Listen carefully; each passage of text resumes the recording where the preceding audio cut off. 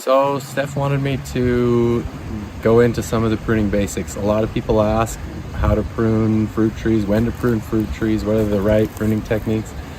And so I'm going to cover some of the basics. I'm going to forget some stuff, but here you go. Here's a lot of it. So when you have a tree, you've either got a young tree or an old tree.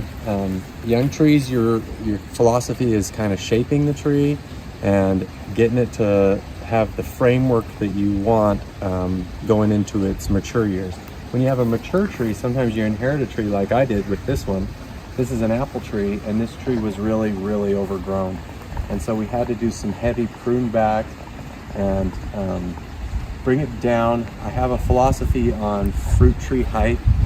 I'm not a ladder guy. I don't like to be on ladders, and I think you live longer the fewer days that you spend on a ladder. And so my philosophy on height is if I can reach it with my fingertips, it's perfect. I want to be out here 3 times a year. I want to be out here pruning, thinning, and picking. And if I can do all those 3 tasks every year off of a ladder, that's a really good thing. It's gonna elongate my life. So that's kind of why you can see these fruit trees are designed to be a little shorter. This one is an old mature apple tree that I've had to kind of whip into shape, and because of that, because of the heavy pruning that I have to do on it every year, in part it shoots up with a lot of water shoots, and so all of these verticals for the most part are going to come out of it. So every place where you see these vertical just single branch shoot ups, those are all pretty much going to come out. When you begin pruning a tree, let's say that you have the shape that you want in your mind. You have basically 3 things that you start looking for. Let's call it the 3 Ds of pruning. These aren't from me. These are more from the USU Extension Office and a lot of online information. But a way I remember it is simple. 3 Ds. You have first the dead branches that you're going to take out. This tree doesn't really have hardly any dead branches. So as I come across dead branches, you'll recognize them just because they're brittle. These ones are not brittle at all, but they'll be brittle. They'll be a little bit of a different color, a little more brown, and they're dead. Sometimes they'll be missing all of their bark and just blatantly obvious that it's dead. So first off, dead. Second, diseased. Diseased, if you see little pores on the side of it, oozing or whatever, you might have a borer, you might have some kind of fungus or bacteria, and you want to get rid of any of the diseased branches, so cut those all out. And then the last thing, the last D on the 3 Ds is dumb. Dumb is the most difficult of the 3 Ds, and that is crossing branches. Crossing branches are going to be a point where it's going to introduce stress into the tree. As these rub together, it'll damage the bark and be a point of ingress for bacteria or fungus or whatever. It's going to weaken the branch. It's just bad practice. So you want to get rid of all the crossing limbs. You want to get rid of bad angles. Here you can see a lot of bad angles that have developed. These are downward facing. They're not going to bear fruit well, and so all of these got to come out. This one's actually a dead one, so, or mostly dead. You can see when you break it, no green. So there is a few dead ones, I guess. So downward facing branches, weak angles, and then you're going to want to get rid of stuff that goes back into the center of the tree, because we're trying to allow sunlight to enter the canopy. As the sunlight enters the canopy, it's going to allow all these leaves that are down in here. If I leave some of this, which I won't leave this right here, but let's say this little guy right here, he's a great fruiting spur, and you can see that he's going to have fruit all along here. I'm going to have to thin this heavily. Because of the blossoms right here, these are the buds that are going to swell into blossoms. So as the year goes on, they'll get more obvious because they'll be kind of fuzzy, but you can see these are fruiting blossoms right here. So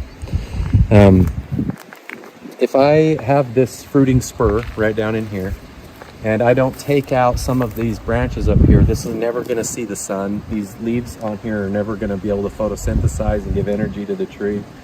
And the fruit's never going to be able to see any sunlight either, which typically contributes to fruit that's not as sweet.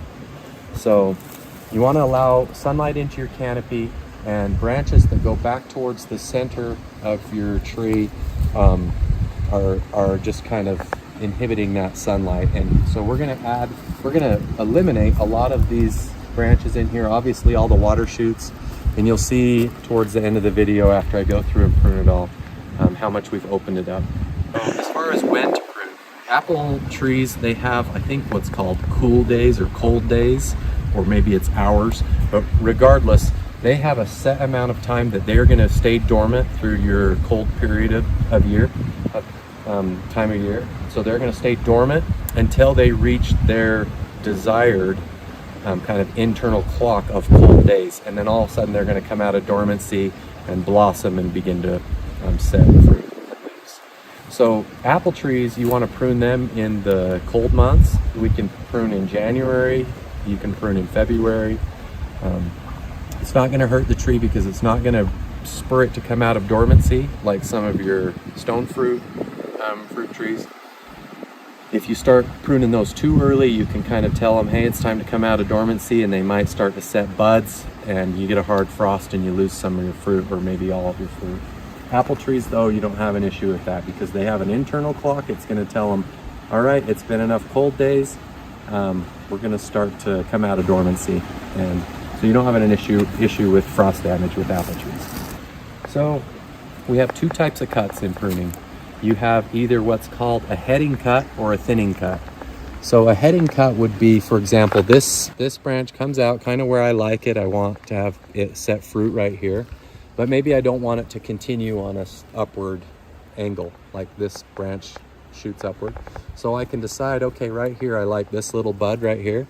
So I'm gonna leave that bud and I'm gonna take it right above that bud to encourage the continued growth in the next growth phase to come out this direction. So that's called a heading cut. Another type of pruning cut is called a thinning cut. The thinning cuts are you can think of all of these water shoots as thinning cuts. We're taking it right down to the collar, and I'll show you one close up. Let's see one close up. I've decided to leave this one this year. So let's move over to here and take out this one. So this one, well, technically this one's, you can kind of see how this is actually a heading cut. So I'm not gonna call this a thinning cut because it's really not, it's a heading cut. This is the main leader, and I'm heading it off and choosing this one to be the leader off of there. Okay, so take a look in here, Steph. This is a true thinning cut. So you have this main branch coming out here, and this one's just gonna crowd up this area, probably never receive any sunlight. So we're gonna take it off right here. Take it off. That's a thinning cut. All these water shoots, these are all thinning cuts. And you notice when we cut, we're cutting really nice and close to the main part right here. But what we're leaving is that little tiny collar. This is a perfect example of it. You can see as it swells where it reaches this main branch, it swells and then it gets skinny, a little bit skinnier, and we've taken it off right where it goes from the swell back to skinny. We take that off. Here's another one that we can look at close up right here. So if you look right here, we have a collar that comes in, and the collar tapers off right about right there. So right at that, where the swelling ends, that's where we want to make our cut and take that off. That's a thinning cut right there. Okay, so we're gonna go on. More thinning cuts here. These are downward facing branches. They fall under the dumb category. This one is just kind of a bad angle. Comes straight off and right off the bottom of this. Technically, when a tree does this, they call this a stub cut. So if I were trying to encourage these branches to come out of here, when this branch, originally when this branch came out here and I wanted to encourage this type of growth, I could have cut it right here and it did just that. So this is called a stub cut. We're not gonna use those though, but this is what the end result after you do an intentional stub cut is you have these branches coming out here. So, but I don't want those. I don't like the angle and I don't like where they're going. So I'll continue pruning this tree. Again, we're bringing it all down to a reachable height. I don't want these two fruit trees to really touch each other. We're getting a little bit of space so that when this sets fruit in here, in between these branches. So for example, right here, if all three of these were to set fruit, the apples would be way too close together because the apples are going to be about the size of my fist. and we want to have space and airflow in between the fruit. So we can't have all of these branches, so we're going to do a little thinning cut right there and take this one out, and a thinning cut right here and take this guy out. So we'll work around the tree and get rid of all the problem branches and get the shape that we want, and then we'll come back in several months and come back and do the thinning. When we do the thinning, sometimes you're just pulling fruit, but occasionally you're doing just a little bit of pruning there because maybe you have some branches that you neglected to take out when you were pruning early on in the year, and it's just easier just to take those out entirely. So I'll get to this one and then we'll come back and look at it.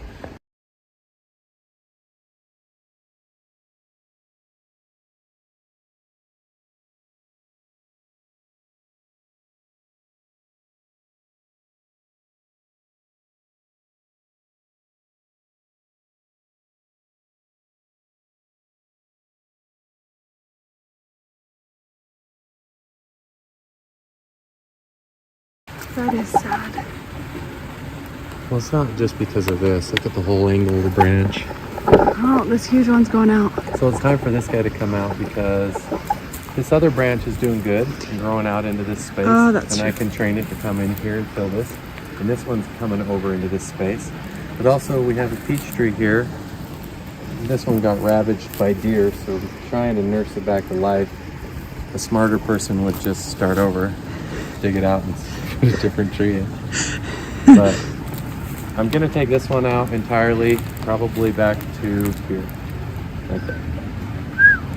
So, heading cut. Bye. Bye-bye.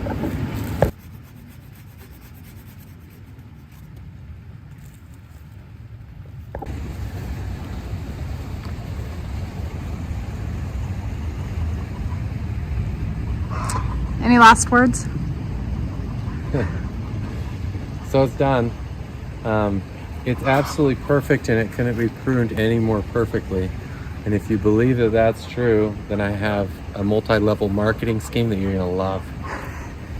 But in reality, pruning a tree is like painting a picture. You do it the way you want it, and there's no such thing as perfect. You can prune it a little heavier, a little less, depending on your end goal. I like to prune mine usually pretty heavy. I feel like I went a little more moderate this time. But the more modest you prune, a lot of the time you just end up having to thin that much more. So it's a trade-off. I want to show you some weird things that I did in here. So if you notice where I'm standing right here is a pretty big open space. And you'll also notice, if you look right here, this old mature tree Oh, that's sad. has some sad bark damage. So right here, this is kind of a common thing that you can do when you're pruning is, okay, obviously I don't want to keep both of these because this is kind of like parallel limbs. They're not on great angles, but where this has damage and this doesn't, the rest of this tree looks really healthy and strong. I'm going to encourage one of these guys to become the new main branch out here. So whether it comes out somewhere lower here, which would probably be ideal, or whether it comes off of this or this. This is where I've decided to take the heading cuts on these to encourage these branches to come out here and here. And whoever looks like the stronger, healthier one next year, I'll take the other one out. So that's what's going on here. Same principle here. I've left this little guy to try and encourage this one to come off. If this does really well and this does really well, then in time, eventually we'll take probably this branch out because this is never gonna heal and will likely just get a little bit worse every year. This is the same exact story. All of these guys I've left just to see what develops.